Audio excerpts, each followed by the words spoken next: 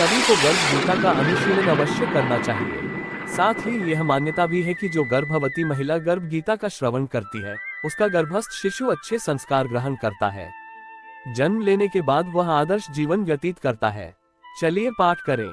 अर्जुनोवाच, हे कृष्ण भगवान, ये प्राणी जो गर्भवास में आता है, वह किस दोष के कारण आता है? हे प्रभु जी, जब ये जन्मता है तब इसको जरा आदि रोग लगते हैं, फिर मृत्यु होती है। हे स्वामी, वह कौन सा कर्म है जिसके करने से प्राणी जन्म मरण से रहित हो जाता है? श्री भगवानोवाच, हे अर्जुन, यह मनुष्य जो है सो अंधा व मूर्ख है, जो संसार के साथ प्रीति करता है। ये पदार्थ मैंने पाया है और वह मैं पाऊंगा, ऐसी चिंता इस प्राणी के मन से उतरती नहीं।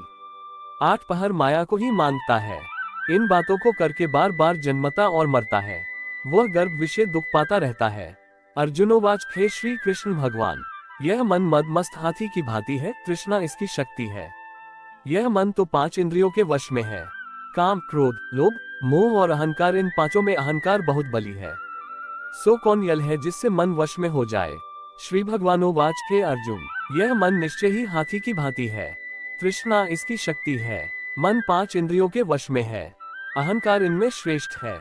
हे अर्जुन, जैसे हाथी अंकुश के वश में होता है, वैसे ही मनरूपी हाथी को वश में करने के लिए ज्ञानरूपी अंकुश है। अहंकार करने से यह जीव नरक में पड़ता है। अर्जुनोवाच, हे भगवान, जो एक तुम्हारे नाम के लिए वन खंडों में फिरते हैं, एक वैरागी हुए हैं, एक धर्म करते हैं, इनको कैसे जाने? जो वैष्णव हैं, वे कौन हैं?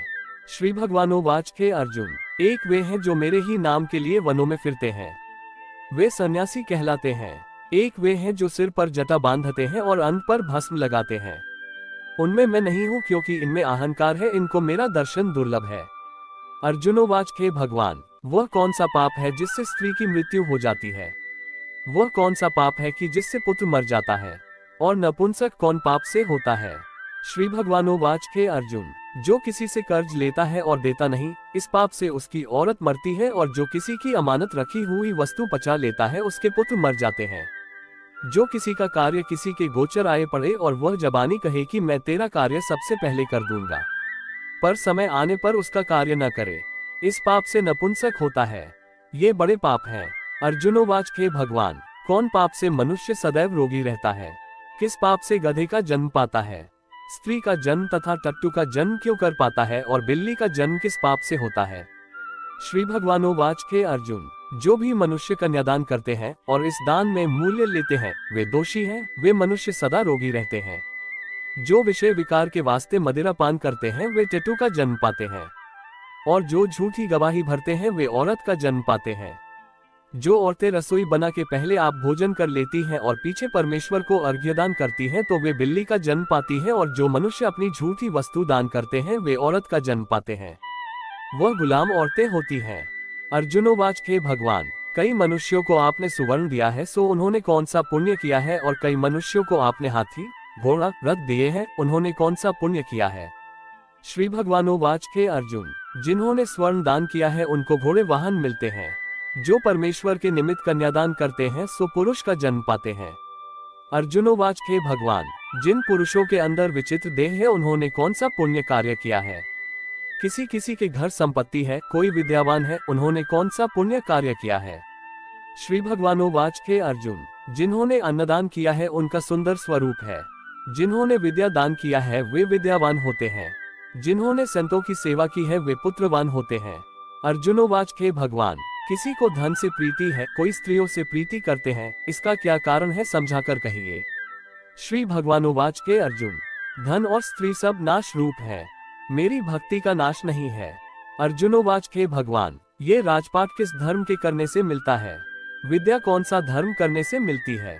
श्री भगवानोवाच, हे अर्जुन, जो प्राणी काशी में निष्काम भक्ति से तप करते हुए देह त्यागते हैं, वे राजा होते हैं, और जो गुरु की सेवा करते हैं, वे विद्यावान होते हैं।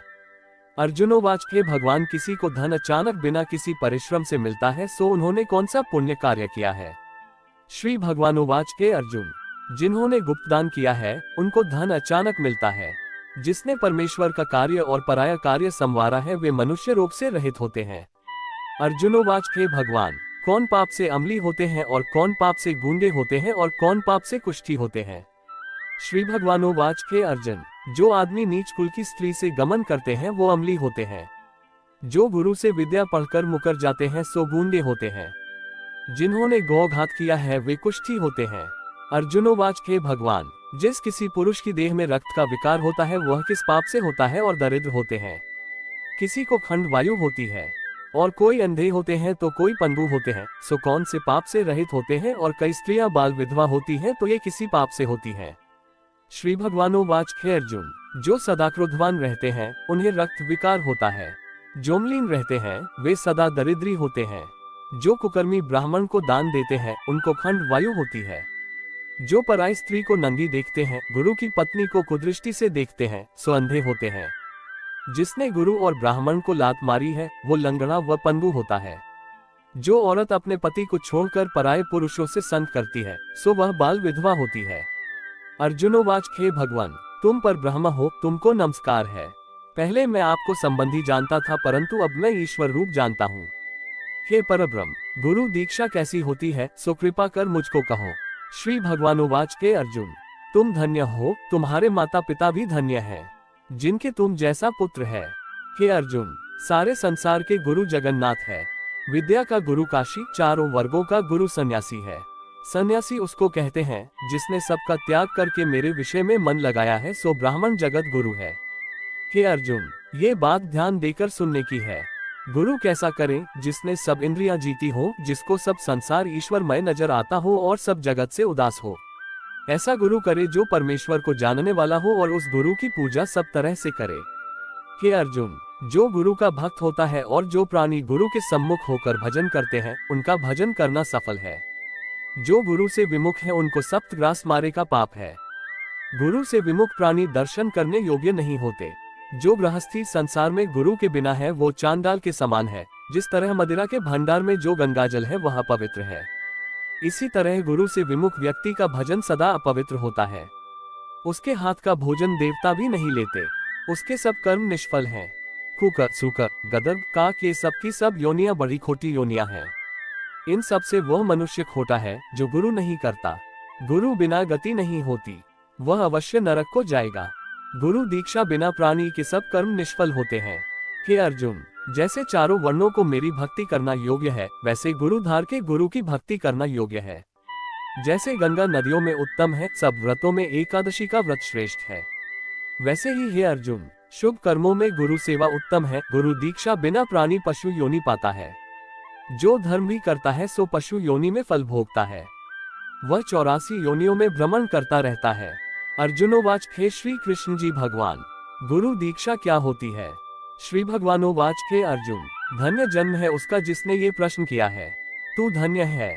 गुरु दीक्षा के 2 अक्षर हैं, हरि ओम। इन अक्षरों को गुरु कहता है। ये चारों वर्णों को अपनाना श्रेष्ठ है।